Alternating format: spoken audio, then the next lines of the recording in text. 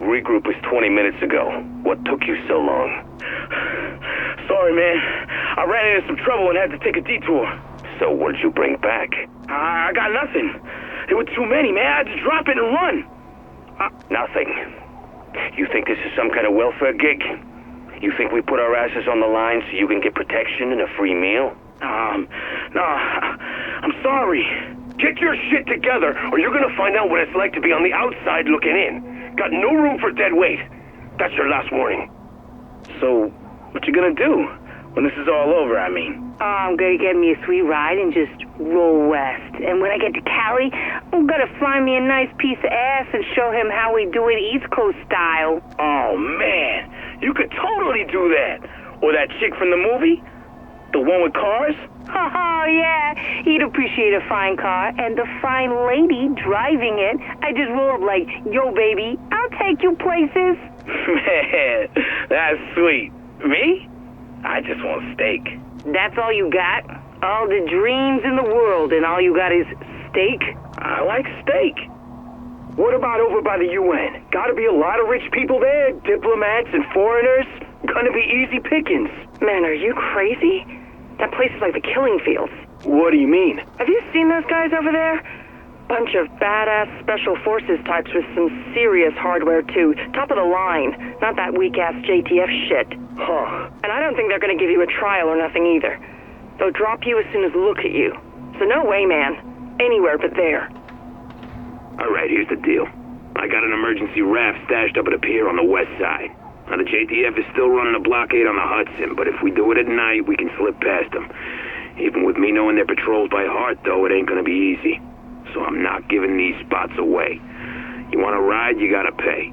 And remember, no cash, gold, or useless bullshit like that. It's gotta have significant value. But I'm sure you'll figure something out. If you want this bad enough. You claim the officer put you in a chokehold. It ain't a claim, that's a fact. And you felt it was appropriate to pull the gun you had hidden on your person. In self-defense, my client feared for her life. And shot 2 officers, both family men incidentally, in the back of the head. Execution style, at point-blank range. That is a curious kind of self-defense. You're smiling, Barrett. Something you want to share? Just having me a nice memory. You know, childhood. Nothing to do with shooting 2 innocent men in the back of the head. Just puppies and baby dolls and flowers and all that shit. This is speculation, Detective. Let's stick to the facts. You know I ain't nothing but sugar and spice and everything nice. Shit, these fools got TVs in their bathroom? Both of them. Automatic goddamn toilet, buttons and shit. They got a machine to wipe their ass. It ain't right, man. Gotta put that to good use. Sick of wiping my own ass. Not like they using it no more. Yesterday we got into that art collector's place. Holy shit. Felt like walking into a museum. Fucking Picasso on the walls, face all smashed up, looking like Billy D's. Remember him? Ugly motherfucker. Yeah. You like that shit? Man, that shit's ugly, man. Put a knife through it. Took the liquor though, cause that shit was fine. Ain't gonna drink itself. Pass it over, would you? You ain't no fucking lieutenant, man. I was right by her side. Bitch owes me. Big time. Do not let her hear you talk like that, fool. You got a death wish? How'd you get past security? Hostages. Barely any of those fool guards coming to work since that shit hit the fan. Rest of them sick or run off. Easy to overpower them. Make them do what we wanted. Then we watch them bleed like the pigs they are. Some of those brothers weren't so bad. That's LeRae for you. Where'd the fucking barge come from? You know that stupid-ass administrator had a thing for her? She got him to do it all. Then, just when he thought he was gonna ride off to glory with his outlaw woman, she slit his throat. Shit. She is one stone-cold bitch, isn't she? Check this out, man. We need us a real battle royale with knives and maces and shit, like gladiators. Yeah, I love to watch them rip each other to pieces. How about cops versus judges? Tell them we'll let the winner go. Whoever kills the most pigs is the pig that gets to go free. Cops versus prison guards, maybe? Then when he's done killing his friends, we just lock him up again. Save him for another round. Keep him for the full season, you know what I mean? Like a fighting dog. Cops versus parole officers. Now you talking. Hey, Boo. I'm sorry I couldn't talk to you in person. I don't know what they tell you in there, but things out here are going freaking nuts. Lots of people are sick. Some kind of flu or something, but lots of people are dying. It's scary, Boo. I miss you so bad right now. God, I wish I could talk to you. Please don't be mad at me, baby. I just want to keep Daniela inside until this blows over. You know she's so fragile. I'm so worried about her, baby. I'll die if something happens to her. Or happens to you. Please take care of yourself, baby. I'm really sorry. Don't be mad at me. I really hope you're okay. And I hope that I'll see you someday. Okay. Bye. Press the star key to accept charges for this phone call from a prisoner at the Rikers Island Correctional Facility. Yo, this is LeRae. What do you want from me? You know who I am. You know you can work for me, or, well, you don't have a lot of choices. Look, I got no beef with you, okay? What do you want me to do? Good man. What I need you to do is simple. You haul produce before you went on the inside, right? Yeah. My people need food. You're gonna find that food, and you're gonna give it to the people of my choosing. You get it? I tell you when and where. You keep it running. There ain't gonna be a lot left. Get creative. Find anything you can and bring it to me. Fuck. This isn't gonna be easy. I'm gonna need trucks, and I'm gonna need drivers. You'll have them. Deliveries start tomorrow. You hear me? Yeah. Oh yeah, I sure do. We know them. They're the same under that uniform. Police, parole officers, judges, guards, child motherfucking protection officers. Fancy government agents with their fancy-ass watches and these shiny guns, prancing around like they fucking guards or something.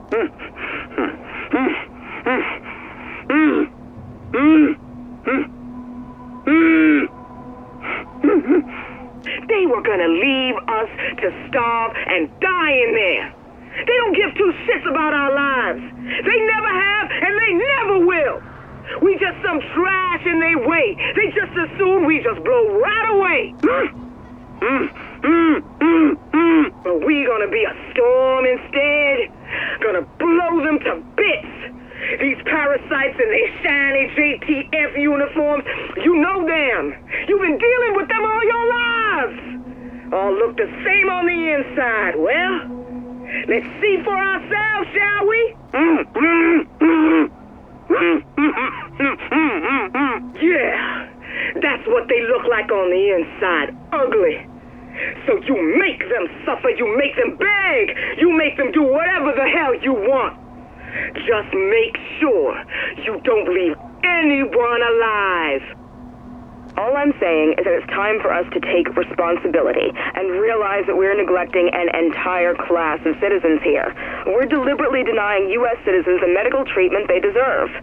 The facilities are beyond capacity, and they're sick and dying just the same as we are out here. I think you got your priorities all out of whack, Yvonne, I'm sad to say. You're implying that it's more important for us to put the precious resources we have left, not to our public hospitals and clinics here in the city, but to send them off to take care of murderers and rapists. Is that what you're saying? That's a massive oversimplification of the issue at hand, John. You're really not helping the discussion here. Oh, I'm not. And you're somehow having our best interests in mind. If it were up to me, we'd send the staff home to their families and leave the inmates behind until all this blows over. I can't believe you just said that. Am I wrong? Is that not what most people would say if this was put to a public vote? How about we bring some of our listeners in here? What do you think? What the fuck is this green poison shit? Smallpox, brother. Disease fucking died out, man, decades ago. Then some terrorists put it on money just in time for Christmas. You gotta admire that creativity, man. Who the hell would even do something like that? Well, if they hadn't, you'd still be jacking off in your cell, wouldn't you? Might have been better off. And then what? What kind of prospects did you have? A low-paying shit job with a parole officer on your ass once a week? Selling goods until someone tries to jump you? Eventually, you'll be back inside. You know I'm right. Yeah, I know it. Green poison is an opportunity, man. We rising up. Did you hear about Reggie? What about him? He got arrested again. He's back in Rikers for the third time. You're kidding. What'd he do? So that's the best part. He was out on parole, right? And for some stupid reason, decides to pick up work not 2 days after getting out. Picks up a gun and a package and moves to deliver in a restaurant downtown. All right. But he's had too much orange juice or something, so he desperately has to take a piss. So he walks into the restroom, and what does he see? What? 3 police officers standing and turning right as he enters the room. Did he walk back out? No, not Reggie. He steps right in, up to the urinal, and zips up. Cops still watching. Then, without missing a beat, the gun and the package fall out right into the urinal. And the cops see everything? The cops see everything, and Reggie's cuffed faster than he can finish. Wow. Classic Reggie. Wow. Sounds like we have an old timer on the line. Joseph Farrell. Hey, Joe, what's your take on the dollar flu? I think this really shows how vulnerable this country is. I mean, how stupid you have to be not to go to the hospital when you're sick as a dog. We got people going to work, to the supermarket, even to the goddamn movies, infecting thousands of other people out of pure ignorance. I'm telling you, this is gonna blow up big time. Just because most people are too damn stupid to realize what's going on. There's no one with the balls, not the government, not nobody, and the brains to do what's gotta be done to keep this from spreading. Sorry to cut you off there, Joe. Thanks as always for your thoughts. All right, guys, new set of assignments for you today. Martinez. Yes, sir. Take you guys over to the Hudson Yards and bring one of the tankers.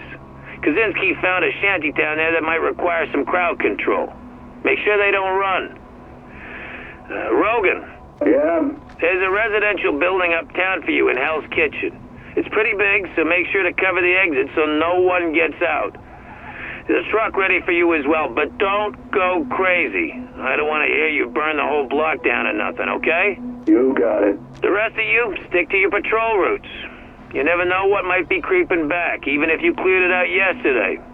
Now, let's go to work. Anton was a good man.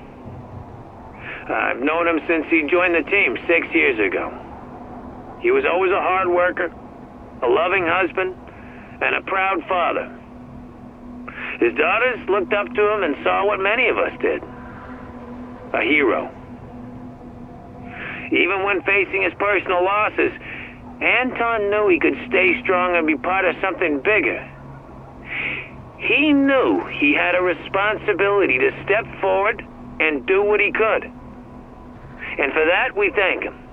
And remember him as an example we should all follow. Amen.